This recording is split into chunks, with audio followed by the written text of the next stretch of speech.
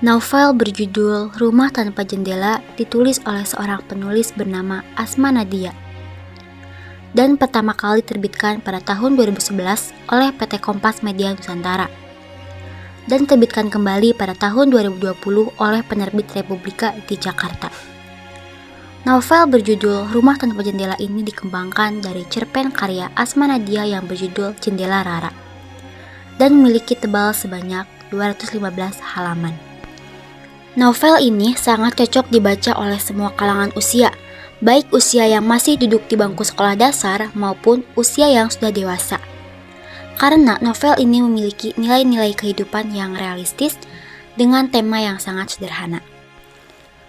Rara, seorang gadis kecil tinggal di Jakarta di satu rumah sempit, melewati gang-gang sempit di perkampungan yang juga penuh dengan rumah-rumah sempit. Ya, rumah tanpa jendela. Cerita dimulai dari Rara yang berusia 8 tahun melangkah dan singgah di sebuah rumah sederhana dengan jendela-jendela besar yang dihiasi pot-pot bunga cantik. Sejak itu, Rara tak pernah berhenti memikirkan jendela. Menurutnya, jendela itu penting untuk udara.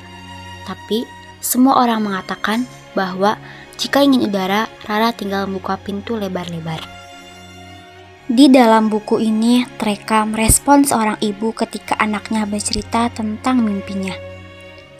Ibunya Rara mengajari Rara memulai perjalanan mimpi dengan menutup mata, membayangkan mimpi dan masuk ke dalam mimpi itu.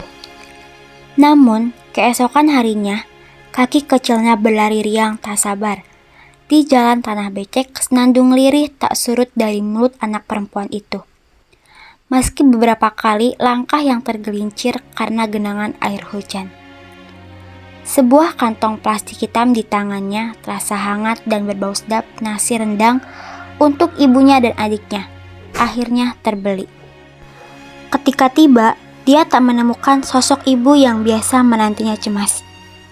Rara membuka pintu.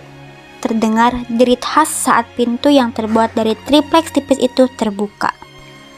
Kalimat Rara menggantung, mata bulatnya bersinar panik. Mendadak tubuhnya lemas tak bertenaga. Di lantai tanah rumah mereka, perempuan sederhana berkerudung yang melahirkannya tergeletak dengan mata tertutup rapat. Sementara, cairan merah merembas dari daster lusuhnya. Rara mematung beberapa detik, tak tahu apa yang harus dilakukan.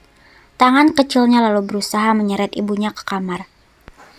Gadis kecil itu menghambur keluar rumah, berteriak-teriak meminta bantuan. Namun sayang, suaranya tertelan titik air dan angin yang ribut, juga kilat yang berkali-kali menyambar.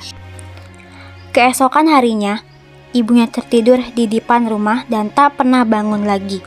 Padahal, dia selalu berdoa, bahkan berjanji untuk menukar catatan mimpinya tentang jendela, asalkan Allah membiarkan ibu bersamanya lebih lama.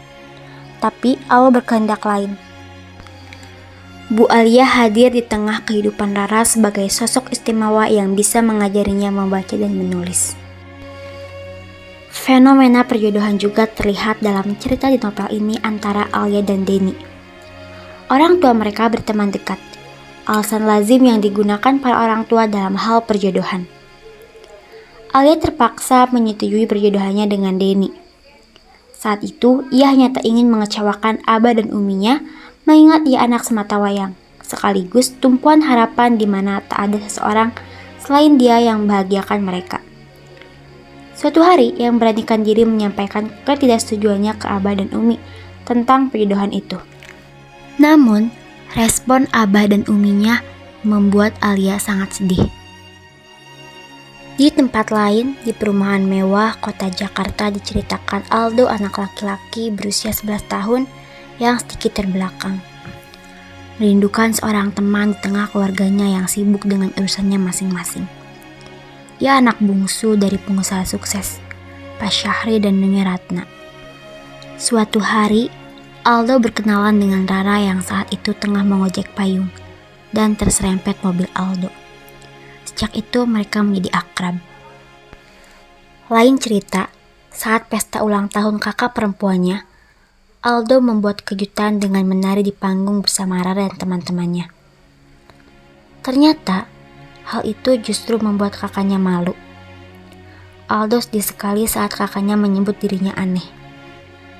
Sementara, pada malam yang sama, saat pesta berlangsung, ayah Rara mendapatkan kusen jendela bekas. Pada akhirnya, keinginan Rara untuk memiliki rumah dengan jendela terwujud.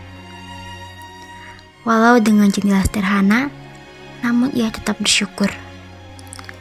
Kata demi kata yang digunakan penulis membuat saya membayangkan bagaimana setiap alur tergambar lewat adegan dan momen-momen yang sederhana, elegan, dan terkadang menegangkan. Seperti saat Rara dan Aldo dikejar orang gila di tengah malam, rasanya seperti ikut dan masuk dalam ceritanya.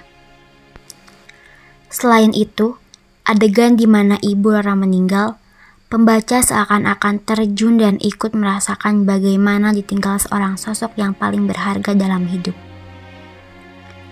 Banyak sekali watak tokoh yang dapat kita tiru seperti dari tokoh Aldo.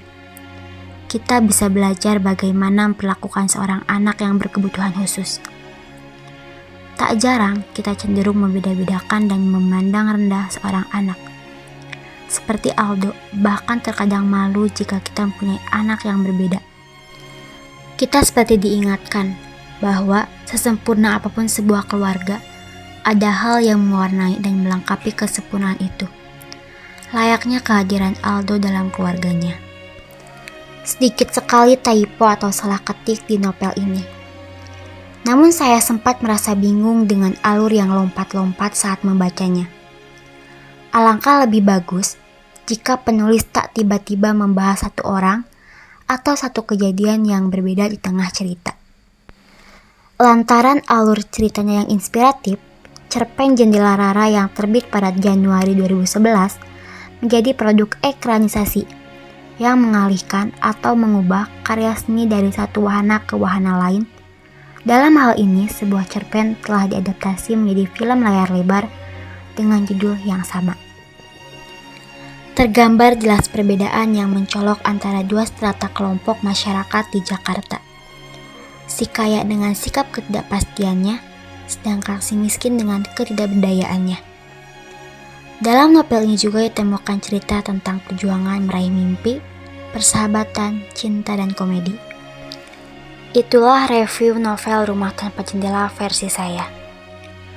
Harapan saya semoga dengan adanya buku ini, pembaca dapat ikut merasakan dan mulai memperhatikan hal-hal yang mereka anggap sederhana, namun sangat berarti penting bagi sebagian orang.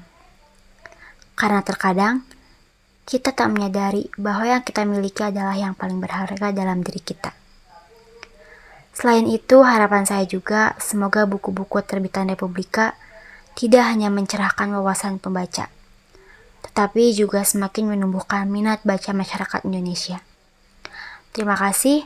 Wassalamualaikum warahmatullahi wabarakatuh.